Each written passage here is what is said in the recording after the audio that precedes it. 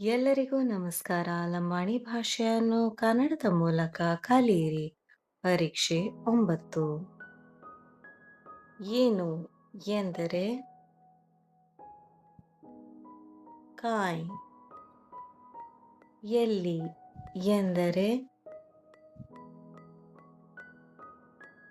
ಕತ್. ಏಕೆ ಎಂದರೆ ಕಸೇನ್. ಯಾರು ಎಂದರೆ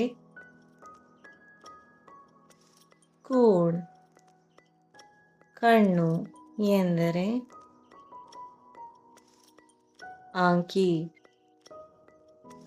ನಮ್ಮ ಎಂದರೆ ಅಪ್ನೇರ್.